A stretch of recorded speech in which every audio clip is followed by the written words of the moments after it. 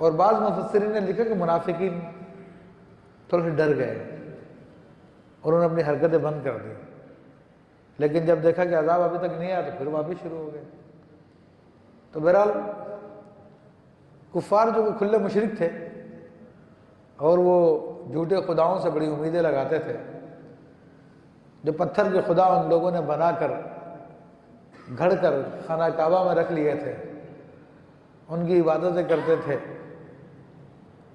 تو وہ یہ کہتے تھے کہ یہ ہمارے خدا ہم کو بچا لیں گے اللہ کے عذاب سے، ہم ان کی عبادت کرتے ہی اس لیے ہیں کہ یہ ہمیں اللہ کے عذاب سے بچا لیں۔ تو اس قسم کی جب باتیں ان لوگوں نے کی اور کہا لے آؤ عذاب لے آؤ، تو اللہ تبارک و تعالیٰ نے حبیب علیہ السلام کے ذریعے ان کفار کو پیغام پہنچایا کہ اب آتا ہے اللہ کا حکم، اللہ کا عذاب، تو تم جلد بازی نہ کرو، آ جائے گا تمہیں۔ اور آپ دیکھیے کہ غزوہ بدر کی صورت میں چند سالوں میں وہ عذاب آ گیا، اور قریش کے بڑے بڑے صنادید، نامور سردار وہ گاجر مولی کی طرح کاٹ کے رکھ دیے گئے، ان کے تکبر کو خاک میں ملا دیا گیا، اور وہ لوگ الٹے پاؤں بھاگے، دم دبا کے بھاگے، تو وہ ذلت و رسوائی ان لوگوں کو حاصل ہوئی۔ تو یہ بھی اللہ کے عذاب کی ایک صورت تھی، لیکن آخرت کا جو عذاب ہے جو مرنے کے بعد شروع ہونے والا ہے، تو وہ عذاب بھی کوئی دور نہیں ہے۔ جس کو ہم دور سمجھتے ہیں بڑا ٹائم ہے قیامت کے اندر، بہت ٹائم ہے، تو وہ حقیقتاً بہت ٹائم نہیں ہے، وہ ہم اپنے معیار کے مطابق اس کو کیلکولیٹ کرتے ہیں، ورنہ جو اس کائنات کے اندر اللہ تعالیٰ نے مخلوقات پیدا فرمائی اور پھر جو انسان کو جو ابدیت بخشی ہے اور جتنا زمانہ یہ آخرت میں گزارے گا، تو اس کے مقابلے میں یہ دنیا کا دن چند سیکنڈوں کی دنیا، پوری دنیا کا ٹائم جو بہت بہت کم حیثیت رکھتا ہے۔ جب 50,000 سال کا ایک دن ہے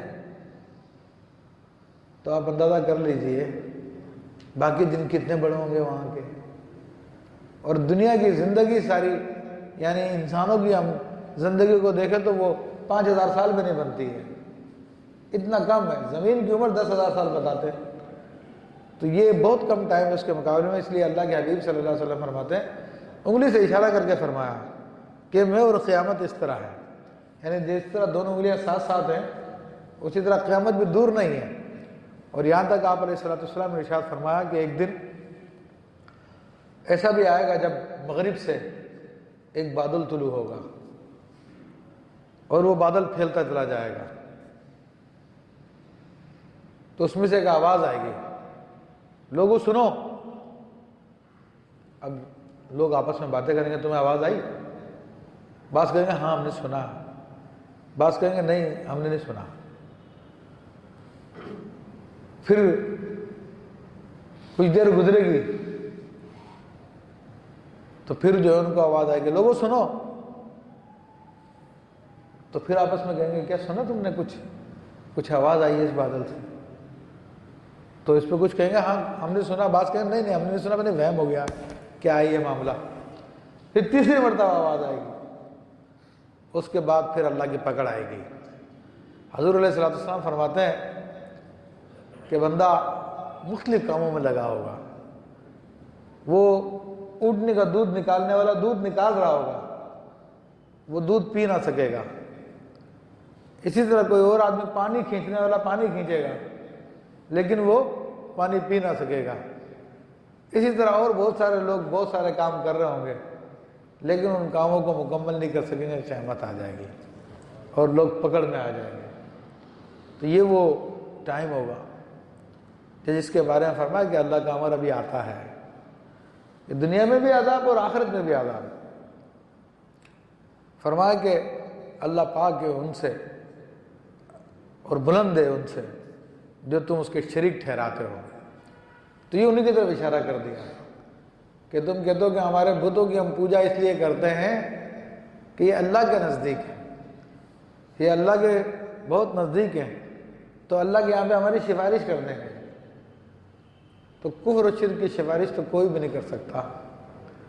وہ تو ہمارا رب فرما چکا ہے کہ یغفر ما دون ذالک، کہ کفر و شرک کے علاوہ سب چیزوں کو معاف کر دے گا.